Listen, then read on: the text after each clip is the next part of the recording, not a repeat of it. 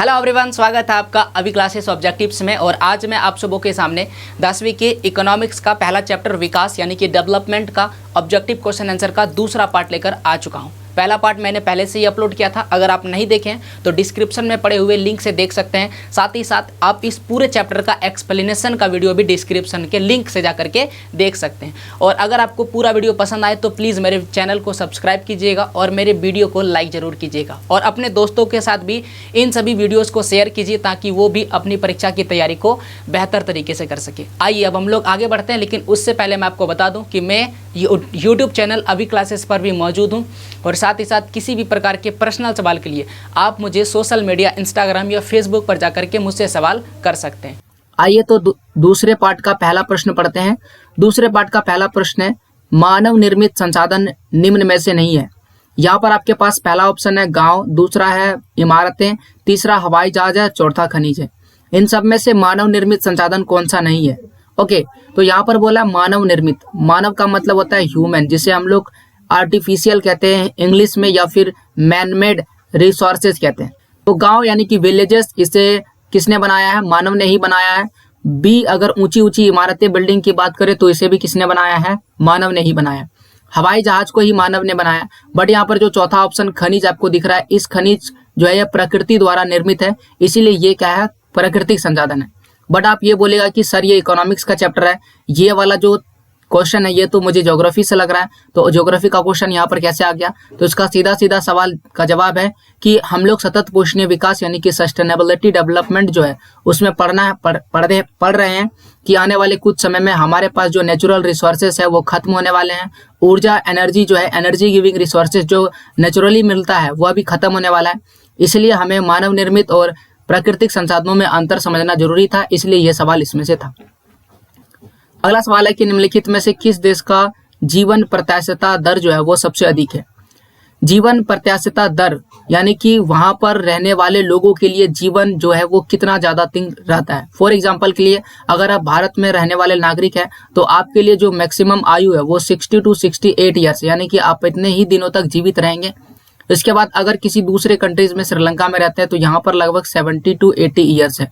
तो इस जो साल है, ये एवरेज जो जितने दिन तक आप जीवित रहते हैं उसी को हम लोग लाइफ एक्सपेक्टेंसी, ओके ना, लाइफ एक्सपेक्टेंसी कहते हैं। तो यहाँ पर जितने भी ऑप्शंस लिखा गया है उसमें श्रीलंका जो है वहां पर जीवन प्रत्याशिता दर जो है वो सबसे अधिक है।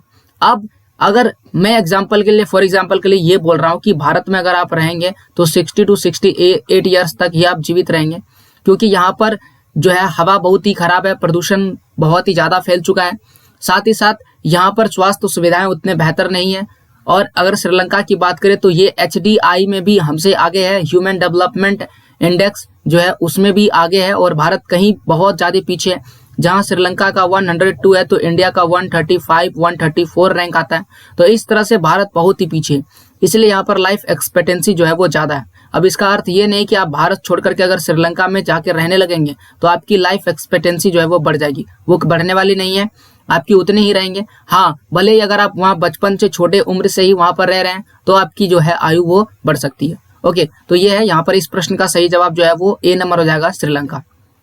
अगला सवाल है कि सन 2001 की जनगणना के अनुसार पुरुष साक्षरता प्रतिशत कितना रहा? तो यहाँ पर पुरुष साक्षरता पूछा गया है 2001 की जनगणना के अनुसार। 2001 की जब जनगणना हुई थी तो उस समय पिछले पार्ट 1 की वीडियो में मैंने आपको बताया था कि जो महिला है उसकी साक्षरता दर 53.67% है। ओके ना, 53.67% ये किसका था? वोमेन के लिए था। अब यहाँ पर सवाल पूछा गया कि उस समय जो पुरुष थे वो कितने पढ़े लिखे थे, कितने इनका साक्षरता प्रतिशत था? तो ये है 75.26। ओके, 26 होगा, 26%, यानी कि 75% भी बोल सकते हैं और महिला के लिए 53% भी बोल सकते हैं। तो 75 ये रहा सी नंबर इस प्रश्न का सही जवाब हो जाएगा।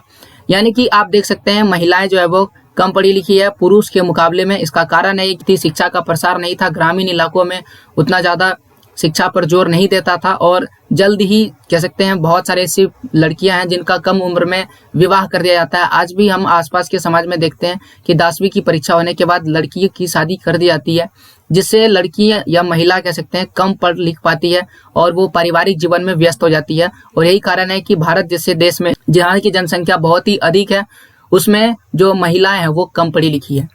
अगला प्रश्न है कि मानव विकास सूचकांक में निम्नलिखित में से किसकी गणना करते हैं। मानव विकास सूचकांक तो हम लोग पढ़ चुके थे, पार्ट 1 में हम लोग देखे थे, बार बार मानव विकास सूचकांक आया था, जिसे हम इंग्लिश में HDI यानी कि ह्यूमन डेवलपमेंट इंडेक्स कहते हैं। बट इसमें किस किस चीज की गणना की जाती है ये आपको बताना है। तो इसमें हम लोग देखते हैं कि किसी भी देश राज्य क्षेत्र की प्रति व्यक्ति आय कितना है, जीवन प्रत्याशा दर जो है वो कितना है, साक्षरता दर कितना है, इन सभी की गणना करते हैं। इसलिए इस प्रश्न का सही जवाब हो जाएगा उपयुक्त सभी। उपयुक्त सभी से हम देखते हैं कि मानव विकास सूचकांक यानी कि ह्यूमन डेवलपमेंट इंडेक्स का रिपोर्ट जारी करते हैं, जिसमें विभिन्न देशों को रैंक किया जाता है। ओके, और इस रैंक में जो सबसे आगे होता है उसका जो कह सकते हैं वहां पर रहने वाले नागरिक, वो देश सबसे बेस्ट कंडीशन में होता है। एक नंबर, अब जब बात आ गया तो हम आपको एक चीज बता देते हैं जो पिछले वीडियो में नहीं बताए थे। हम आपको नंबर बताए थे कि इंडिया का रैंक 134, 135 अलग अलग साल में अलग अलग बदलते रहता है। वहीं अगर बात करें तो ब्रिटेन का तो कितना था, ब्रिटेन का 21 था। अब सवाल आता है कि 1 नंबर में कौन है, इसमें से 1 नंबर पर कौन है। तो 1 नंबर पर आता है नॉर्वे। ओके, ये हम आपको बता रहे हैं 2019 का डाटा। ओके ना, 2019 का डाटा बता रहे हैं। 2019 में सर्वे के अनुसार 1 नंबर में नॉर्वे था। अगर 2 नंबर की बात करें तो 2 नंबर में था आयरलैंड, 3 नंबर में स्विट्जरलैंड था। स्विट्जरलैंड आप जानते ही हैं, दुनिया का स्वर्ग कहा जाता है इसे, और भारत का स्वर्ग जम्मू कश्मीर को कहा जाता है। उसके बाद अगर 4 नंबर की बात करें तो 4 नंबर में हांगकांग है, हांगकांग चाइना में मौजूद है। और 5 नंबर की बात करें तो आइसलैंड में। ओके, आइसलैंड में आइस नहीं याद रखिएगा। तो इस तरह से ये 5 कंट्रीज आप याद रखिएगा शुरू वाला। अगर आपको लगता है कि ये डाटा याद रखना है तो फिलहाल जानकारी के लिए आपको बता दें, अगर आपको ये मन में इच्छा है कि आखिरकार HDI में सबसे 1 नंबर पर कौन है। ओके, तो ये सवाल कॉमेंट में आ रहा था पार्ट 1 में, इसलिए मैंने ये आपको बता दिया। ओके, तो अगला सवाल पढ़ते हैं 25 नंबर का, कि आज से कितने वर्षों के बाद ऊर्जा संसाधनों का संकट खड़ा हो जाएगा। ऊर्जा संसाधन का मतलब होता है एनर्जी गिविंग रिसोर्सेज। अब वैज्ञानिक ऐसा कह रहे हैं कि आने वाले 50 वर्षों में दुनिया में ही, ना केवल भारत की बात की जा रही, पूरी दुनिया में जितने भी एनर्जी गिविंग रिसोर्सेज है, जैसे कि कोयला हो गया यानी कि कोल, पेट्रोलियम हो गया यानी कि पेट्रोल वगैरह, ये सारे चीज जो है वो खत्म हो जाएंगे, यानी कि ये दुनिया में रहेंगे ही नहीं, क्योंकि हम इनका इतना तेजी से प्रयोग कर रहे हैं।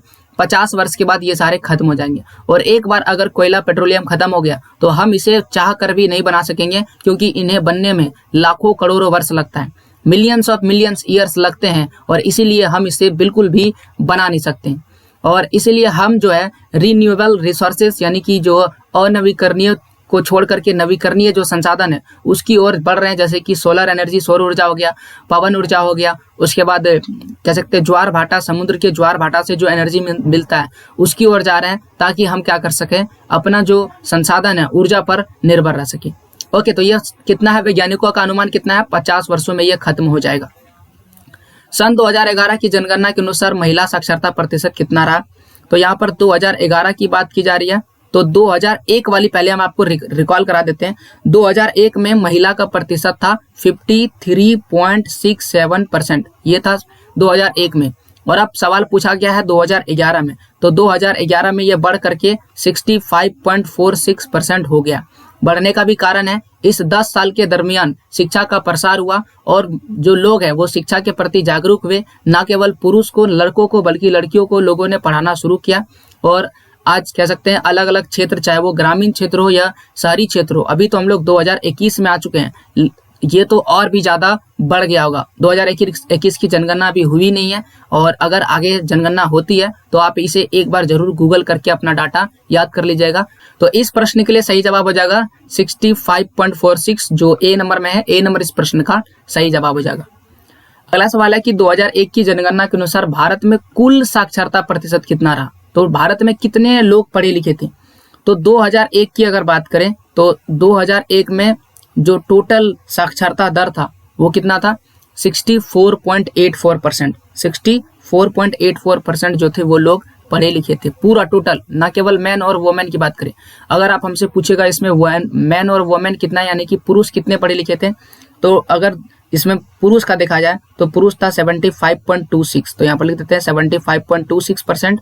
और वुमेन की बात करें तो अभी थोड़ी देर पहले ही बताएं 53.67%। तो ये था आपका डाटा। तो 2001 में एवरेज यानी कि ओवरऑल कितने साक्षर लिटरेसी रेट क्या था, तो लिटरेसी रेट था 64.84, जो बी नंबर में है। और अगर आप पूछेगा कि मैन का तो 75.26% और वुमेन के लिए 53.67%।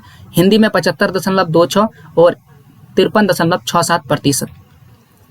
अगला सवाल पढ़ते हैं। अगला सवाल है कि राष्ट्रीय विकास के लिए आवश्यक है। राष्ट्रीय का मतलब होता है देश, नेशनल डेवलपमेंट। किसी भी देश के विकास के लिए क्या चीजें जरूरी है? सबसे पहले तो किसी भी देश के विकास के लिए सकल राष्ट्रीय उत्पाद में ज्यादा से ज्यादा वृद्धि करना होगा। सकल राष्ट्रीय उत्पाद को हम लोग इंग्लिश में जीडीपी यानी कि ग्रॉस डोमेस्टिक प्रोडक्ट कहते हैं। ये चैप्टर 2 का एक बहुत ही इंपॉर्टेंट टॉपिक है, जिसको मैंने चैप्टर 2 में बिल्कुल ही क्लियर तरीके से एक्सप्लेन किया है, और चैप्टर 2 का जो लिंक है आपको डिस्क्रिप्शन में मिल जाएगा। अगर आप चैप्टर 2 का चैप्टर एक्सप्लेनेशन नहीं देखें तो एक बार जरूर देखिए, ताकि आप जीडीपी क्या है, जीडीपी कैसे निकाला जाता है, फाइनल प्रोडक्ट अंतिम वस्तु क्या होता है, अंतिम उत्पाद क्या होता है, प्राथमिक द्वितीयक क्षेत्र क्या होता है, संगठित और संगठित क्षेत्र क्या होता है, सार्वजनिक क्षेत्र और निजी क्षेत्र में क्या अंतर है, ये सारे जो माइनर सवाल है, इस सवालों के जवाब भी आप बेहतर तरीके से समझ सकते हैं। तो जीडीपी में क्या करना पड़ेगा? ग्रो करना पड़ेगा, इसको बढ़ाना पड़ेगा, वृद्धि करना पड़ेगा। गरीबी को कम करना होगा, गरीबी कम करना बहुत ज्यादा जरूरी है, और गरीबी को कम करने के लिए हम लोग पीडीएस सिस्टम लाए हैं, पीडीएस पब्लिक डिस्ट्रीब्यूशन सिस्टम, जिसके तहत गरीब लोगों को 1 रुपया 2 रुपये किलो अनाज दिया जाता है, ताकि वो भूखे नहीं रहे, कि उनको अनाज की चिंता नहीं रहे और अपने रोजगार को बार बार तलाश कर सके। क्योंकि भारत में जो है बेरोजगारी एक बहुत ही बड़ी समस्या है, खास करके कृषि क्षेत्र में अल्प बेरोजगारी, प्रच्छन्न बेरोजगारी सबसे ज्यादा पाई जाती है।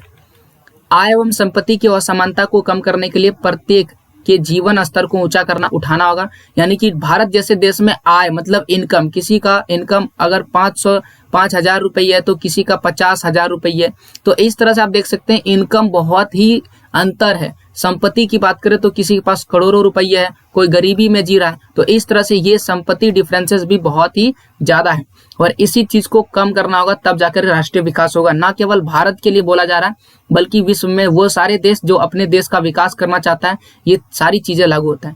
इस प्रश्न में तीनों ही ऑप्शन सही है, इसलिए इस प्रश्न का सही जवाब उपयुक्त सभी हो जाएगा। अगला सवाल है कि सन 2011 की जनगणना के अनुसार भारत में कुल यहाँ पर एक शब्द छूट गया, साक्षर प्रतिशत। साक्षर का मतलब लिटरेसी रेट, पढ़े लिखे लोग कितने थे। ओके, तो यहाँ पर 2011 पूछा गया। इससे पहले मैंने आपको 2001 का बताया था। डाटा को मैं फिर से एक बार रिकॉल करवा देता हूँ।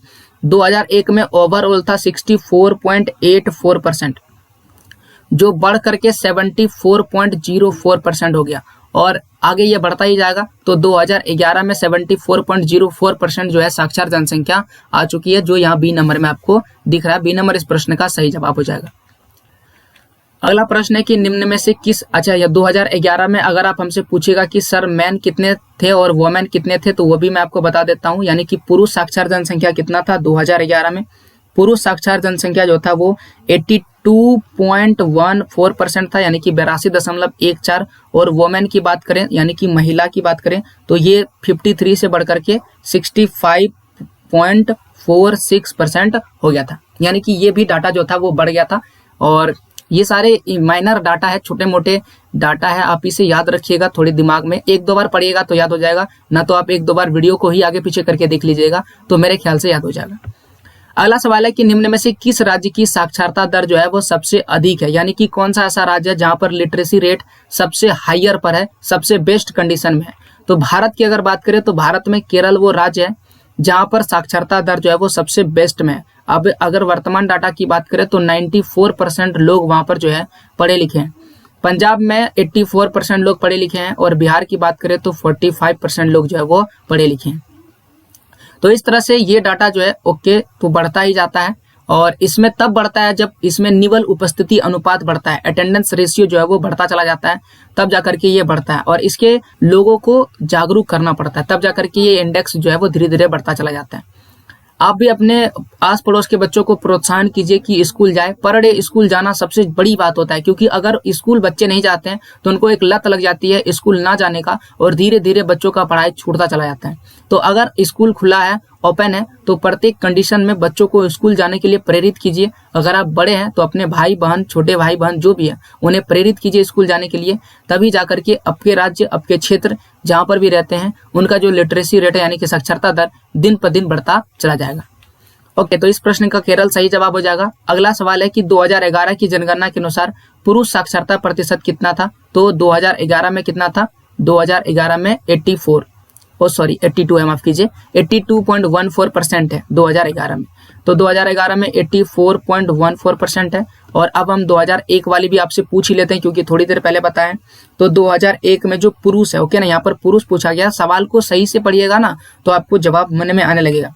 तो 2001 में पुरुष था 75.26%, यानी कि 75.26% पुरुष जनसंख्या जो था पढ़ा लिखा था। अब 2001 में महिला की बात करें तो ये भी कम था, महिला वाला वोमेन वाला भी लिख देते हैं, 2011 वाला भी वोमेन वाला लिख देते हैं ताकि आपको याद रहेगा। तो 2001 वाली पहले लिखते हैं। 2001 वाली, उस समय 2001 में जो महिला थी वो 53.67% पढ़ी लिखी थी, और 2011 में महिला की बात करें तो 65.46 पढ़ी लिखी थी, यानी कि साक्षर जनसंख्या था। ओके, तो रिवाइज हो जाएगा। ओके, तो ये सी नंबर इस प्रश्न का सही जवाब है। अगला सवाल लेते हैं। अगला सवाल है कि निम्नलिखित में से किस देश का क्रमांक मानव विकास सूचकांक में भारत से ऊंचा है। यहाँ पर आपके पास ऑप्शंस दिया गया, पाकिस्तान, नेपाल, बांग्लादेश, श्रीलंका। तो इनमें से भारत से सबसे आगे कौन है मानव विकास सूचकांक में? ह्यूमन डेवलपमेंट इंडेक्स HDI में कौन सबसे आगे है? देखिए HDR जो है, ह्यूमन डेवलपमेंट रिपोर्ट, एक लिस्ट जारी करता है और उस लिस्ट में रैंक दिया जाता है, और वो रैंक में जो सबसे ऊपर रहेगा उसका जो रैंक बढ़िया होगा, मतलब कि वो बेस्ट कंडीशन में होगा, रैंक जितना कम होगा वो खराब कंडीशन में होगा। तो यहाँ पर सबसे बेस्ट रैंक किसका है? तो सबसे बेस्ट रैंक श्रीलंका का है। श्रीलंका को सबसे बेस्ट रैंक मिला गया है, तो इसलिए मानव विकास सूचकांक में ये सबसे बेहतर कंडीशन में है। आगे अच्छा, ये वाला डाटा आपको बता देते हैं। अगर आप हमसे पूछिएगा कि सर जी इसमें कितना है, तो श्रीलंका का 102 रैंक मिला है। ओके ना, 102, और इन सब का जो है 140 से नीचे है। 140 से क्या है, नीचे रैंक मिला है। तो आप समझ सकते हैं कि जो है श्रीलंका कहाँ पर है और बाकी ये सारे देश कहाँ पर है। यहाँ तक कि भारत का भी 135, 128 तक ही रैंक रहता है, उससे ऊपर नहीं गया है। अगला सवाल है कि केरल में शिशु मृत्यु दर कम है। ओके, केरल में शिशु मृत्यु दर बहुत ही कम है। यहाँ पर प्रत्येक 1000 जन्म लेने वाले नए बच्चों में से केवल 10 बच्चों की मृत्यु होती है 1 वर्ष पूरा होने से पहले। अगर किसी क्षेत्र में 1000 बच्चों में से, जन्म लेने वाले बच्चों में से 1 वर्ष पूर्व ही अगर वो किसी कारणवश उसकी मृत्यु हो जाती है, जितने बच जाते हैं उन रेशियो को ही शिशु मृत्यु दर कहते हैं। तो ये केरल में बहुत ही कम है, केवल 10 बच्चे ही किसी कारणवश मृत्यु होती है। तो उसका निम्नलिखित में से क्या कारण है, आपको ये बताना है। तो देखिए, अगर एक व्यक्ति जागरूक कब होता है, आप ये चीज समझिए कि किसी भी चीज को लेके पर ज्यादा जागरूक कब होता है? जब वहां पर ज्यादा शिक्षा का प्रसार होगा, जब कहीं शिक्षित जनसंख्या अधिक होगी, और साथ ही साथ वहां पर स्वास्थ्य सुविधाएं बेहतर होगा, तभी जाकर के क्या होगा, शिशु मृत्यु दर कम होगा। यही कारण है कि जो केरल है वहां पर आधारभूत स्वास्थ्य सुविधा है प्लस शैक्षिक सुविधाएं भी पर्याप्त प्रावधान में है, यानी कि वहां पर शिक्षा का बहुत ही जोर शोर से प्रसार है, और स्वास्थ्य सुविधाएं यानी कि हेल्थ फैसिलिटीज भी बहुत ही सस्ती और सुलभ तरीके से सबको मिल जाता है, और यही कारण है कि वहां पर शिशु मृत्यु दर जो है वह बहुत ही कम है। अगला सवाल है कि मानव विकास सूचकांक के प्रमुख मापदंड है। मानव विकास सूचकांक में जो प्रमुख मापदंड है वो कौन कौन से? मापदंड का मतलब किस किस चीज के लिए मापा जाता है मानव विकास सूचकांक, जिसको HDI कहते हैं, ह्यूमन डेवलपमेंट इंडेक्स। तो सबसे पहले देखा जाता है कि निवल उपस्थिति अनुपात कितना है, यानी कि कितने बच्चे क्लास करने के लिए आ रहे हैं पर डे। साथ ही साथ वहाँ का साक्षरता दर कितने हैं, कितने लोग पढ़े लिखे हैं, यानी कि किताबों को समझ सकते हैं, पढ़ सकते हैं, उस जनसंख्या को साक्षर जनसंख्या कहते हैं। दूसरा है जीने की आयु। जीने की आयु कितने एवरेज जो ईयर्स है वो कितने दिन तक वहां पर लोग जीवित रहते हैं, जिसे जीवन प्रत्याशा कहते हैं, यानी प्रत्याशिता भी कहते हैं। शिशु मृत्यु दर कितना है प्रति व्यक्ति, आय कितना, पर कैपिटा इनकम भी कितना, ये सारी चीज देखा जाता है, यानी कि उपयुक्त सभी देखा जाता है। यहाँ पर जितने भी ऑप्शंस दिए गए हैं सब चीज चेक किया जाता है, इसलिए इस प्रश्न का सही जवाब उपयुक्त सभी हो जाएगा। अगला सवाल है कि 3 स्तर के लिए सकल नामांकन अनुपात का क्या अर्थ है? तीनों स्तरों के लिए सकल नामांकन अनुपात, तीनों स्तरों का मतलब क्या हुआ? देखिए हमारे यहाँ जो है ना, जो शिक्षा व्यवस्था है वो अलग अलग स्तर पर बटा हुआ है। पहले प्राथमिक शिक्षा होती है, फिर होती है माध्यमिक शिक्षा। अगर कोई बच्चा 9वीं या 10वीं में है तो वो माध्यमिक शिक्षा प्राप्त कर रहा है। कोई बच्चा पहला से लेकर के 5वीं तक है तो वो प्राथमिक शिक्षा प्राप्त कर रहा है। तो ये जो कह सकते हैं प्राथमिक, माध्यमिक, उसके बाद आगे जाते हैं, अब 10वीं के बाद कह सकते हैं आगे चल जाते हैं। ओके माफ कीजिए, सॉरी थोड़ा गलती हो गया। प्राथमिक का मतलब पहला से लेकर के 5वां तक, माध्यमिक में हो गया 6 से लेकर के 8 तक, और 9 से लेकर के 10 तक हो गया उच्च शिक्षा। ओके ना, तो अभी आप कौन से स्कूल में पढ़ रहे हैं आपसे पूछा जाता है तो आप बोलते हैं कि हाई स्कूल में, चूंकि 10वीं में है तो हाई स्कूल, और हाई स्कूल को ही हिंदी में कहते हैं उच्च विद्यालय, और मध्य विद्यालय को इंग्लिश में कहते हैं मिडिल स्कूल। तो मिडिल स्कूल कहते हैं, और प्राथमिक स्कूल को इंग्लिश में कहते हैं प्राइमरी स्कूल, प्राइमरी स्कूल। तो इस तरह से ये जो कह सकते हैं अलग अलग स्तर है, ये शिक्षा का स्तर है। तो अगर किसी बच्चे का इन तीनों में नामांकन है, यानी कि तीनों में ही एडमिशन इसका है। अब तीनों में एडमिशन कैसे होगा, वो पहले प्राइमरी में पढ़ेगा, फिर मिडिल स्कूल में पढ़ेगा, फिर हाई स्कूल में पढ़ेगा। हो सकता है कोई बच्चा मिडिल स्कूल की पढ़ाई करने के बाद उसकी स्थिति खराब रही, उसके घर की आर्थिक स्थिति बिल्कुल खराब हुई, उसे काम पर जाना पड़ सकता है, तो वो क्या करेगा, वो हायर एजुकेशन यानी कि हाई स्कूल में नाम नहीं लिखा सकेगा। तो ऐसे में उसके हाई स्कूल में नामांकन तो होगा नहीं, एडमिशन तो रहेगा नहीं, इसलिए वो तीनों स्तर में नहीं रह पाएगा। अगर तीनों स्तर पर उसका नामांकन है, और जिसका नामांकन नहीं है, जिन बच्चों का है और जिन बच्चों का नहीं है, इन दोनों के ही रेशियो को हम सकल नामांकन अनुपात कहते हैं। और ये कब निकाला जाता है, प्राथमिक, माध्यमिक और उच्च नामांकन के अनुपात के कुल योग, यानी कि टोटल जो निकलेगा, टोटल सम जो होगा, उससे निकाला जाता है। तो ये इस प्रश्न का सही जवाब हो जाएगा। अगला प्रश्न यहाँ पर लिखा है कि देश में उत्पादित वस्तु को यहाँ पर बोलेंगे गुड्स, ओके, GOODS, गुड्स तथा सेवाएं। सेवाएं का मतलब होता है सर्विसेज। तो गुड्स तथा सेवाओं यानी कि वस्तुओं और तथा सेवाओं का कुल मूल्य, टोटल जो मूल्य है, तथा विदेशों से प्राप्त शुद्ध आय को जोड़ को क्या कहा जाता है। ये जो बात है ना, ये राष्ट्रीय आय की परिभाषा लिखी गई है। तो अगर आपसे पूछा जाए राष्ट्रीय आय क्या है, तो देश में उत्पादित वस्तुओं तथा सेवाओं का कुल मूल्य तथा विदेशों से प्राप्त शुद्ध आय के जोड़ को राष्ट्रीय आय कहा जाता है। जब हम आपको पर कैपिटा इनकम निकालने के लिए बताए थे चैप्टर के एक्सप्लेनेशन में, तो मैंने आपको बताया था कि पर कैपिटा इनकम यानी कि प्रति व्यक्ति आय को निकालने के लिए हम लोग कुल आय, कुल राष्ट्रीय आय बटा कुल जनसंख्या से उसको क्या करते हैं, भाग करते हैं, और इसीलिए यहाँ पर कुल राष्ट्र आय वाला शब्द आया था। तो ये मैंने आपको बताया था कि कैसे निकाला जाता है। तो ये हम लोग क्या करते हैं, देश में जितना भी वस्तु, गुड्स और सेवा का निर्माण होता है, उन सबको जोड़ लेते हैं, और फिर जो हमारे पास आता है, और उसके बाद विदेश से जो प्राप्त मुद्रा होता है, विदेश मतलब कोई व्यक्ति अगर मान लीजिए किसी दूसरे देश में काम करता है, तो वहां से जो पैसे भेजते हैं, विदेश से प्राप्त आय है, उन सबको जोड़ करके जो पैसे निकलते हैं, उसे ही हम राष्ट्रीय आय कहते हैं। अगला सवाल है कि साक्षरता दर क्या है। आखिरकार साक्षरता दर को कैसे परिभाषित करें। देखिए, एक होता है साक्षरता दर और दूसरा होता है निवल उपस्थिति अनुपात। दोनों में बहुत ज्यादा डिफरेंस है। साक्षरता दर वह है जो 7 वर्ष, यानी कि कोई भी बच्चा अगर 7 वर्ष का है और वो क्या कर रहा है, या उससे भी अधिक आयु का है, और वो पढ़ लिख रहा है, वो पढ़ रहा है, स्कूल जा रहा है और उसको पढ़ने के लिए आता है, तो उस जनसंख्या को हम क्या बोलेंगे, साक्षर जनसंख्या कहेंगे, यानी कि जो पढ़े लिखे वर्गों में उसे शामिल करेंगे।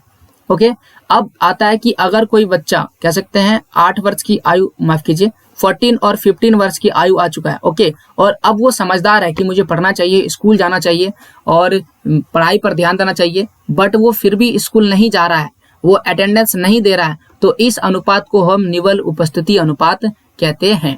तो यहाँ पर साक्षरता दर क्या हो जाएगा, 7 वर्ष या उससे अधिक आयु लोगों में साक्षर जनसंख्या को साक्षरता दर कहते हैं। अगला सवाल है कि निम्नलिखित में से विभिन्न देशों को विकसित तथा अविकसित वर्गीकृत करने के लिए आर्थिक मापदंडों में प्रयोग किया जाता है। यानी कि हम कैसे पता करते हैं कि कोई भी देश विकसित है या कोई भी देश अविकसित है, इसका पता करने के लिए किस चीज को मापा जाता है, तो इसमें हम लोग प्रति व्यक्ति आय को मापते हैं। अगर किसी देश का प्रति व्यक्ति आय अधिक है तो हम बोलेंगे कि वह देश विकसित है, और किसी देश का प्रति व्यक्ति आय कम है तो हम बोलेंगे कि वह अविकसित देश है। अब विकसित देश के लिए 2017 में वर्ल्ड बैंक ने एक डाटा जारी किया था, विश्व बैंक ने बोला अगर किसी देश का 12,056 US डॉलर में इनकम है, प्रति व्यक्ति आय है, तो हम बोलेंगे विकसित देश है। और अगर 995 US डॉलर में इनकम है, यानी कि प्रति व्यक्ति आय है, तो हम बोलेंगे कि वो अविकसित देश है, यानी कि वो निम्न आय वाला देश है, उसकी आय बहुत ही कम है, इनकम बहुत ही कम है। अब आप पूछेगा कि सर इंडिया कहाँ है, भारत का क्या इंडेक्स है, तो भारत इसमें जो है वो उसका जो है 1820 US डॉलर, यानी कि 1220 US dollar per capita income है, यानी कि प्रति व्यक्ति आय है 2017 की डाटा के अनुसार। तो इस आधार पर हम देख सकते हैं कि भारत जो है ना ही निम्न वाला में आ रहा है और ना ही इस वाले में हाई वाला में, ना ही विकसित है और ना ही अविकसित में है। तो भारत किस में आता है, विकासशील देश में आता है, इसलिए भारत को हम विकासशील देश कहते हैं। अगला सवाल है कि भारत, माफ कीजिए इसमें आंसर पहले आ गया, भारत में किस राज्य में शिशु मृत्यु दर निम्न है। तो केरल इसका सही जवाब है कि केरल में है जो शिशु मृत्यु दर जो है वो निम्नतम है। इसका कारण ये है कि स्वास्थ्य सुविधा और शिक्षा व्यवस्था में सबसे जोर से ध्यान दिया जा रहा है, जिसके चलते वहाँ पर लोग शिक्षित है और साथ ही साथ स्वास्थ्य सुविधाएं भी बेहतर है। निम्नलिखित में से किस संगठन ने मानव विकास रिपोर्ट तैयार की, यानी कि कौन सा वो संगठन है जिसने मानव विकास रिपोर्ट जो है वो तैयार किया। मानव विकास रिपोर्ट जो तैयार करता है जिसको HDR कहते हैं, ह्यूमन डेवलपमेंट रिपोर्ट, जिसमें HDI और HPI रहता है, ह्यूमन डेवलपमेंट इंडेक्स और ह्यूमन पॉवर्टी इंडेक्स, मानव विकास सूचकांक और मानव निर्धनता सूचकांक, इन दोनों को शामिल किया जाता है। ये जो रिपोर्ट है ये बनाता कौन है? इस रिपोर्ट को बनाता है UNDP ये जो है इस रिपोर्ट को बनाता है। तो ये था UNDP। डी नंबर में इस प्रश्न का सही जवाब डी नंबर जाएगा। और यहाँ पर ये जो दूसरा पार्ट है वो समाप्त होता है। उम्मीद करते हैं आपको सारे क्वेश्चन बेहतर समझ में आएंगे। PDF भी प्राप्त कर सकते हैं आप, टेलीग्राम चैनल जो है वो ज्वाइन कीजिए अजीत कुमार ऑफिशियल को, और साथ ही साथ किसी भी प्रकार के पर्सनल सवाल के लिए आप मुझे इंस्टा पर फॉलो कर सकते हैं। तो ऐसे ही बेहतर वीडियोज के लिए सब्सक्राइब कीजिए मेरे चैनल को और वीडियो को लाइक जरूर कीजिएगा और अपने दोस्तों के साथ शेयर कीजिए। मिलते हैं आपसे अगले वीडियो में, तब तक के लिए जय हिंद, जय भारत, वंदे मातरम।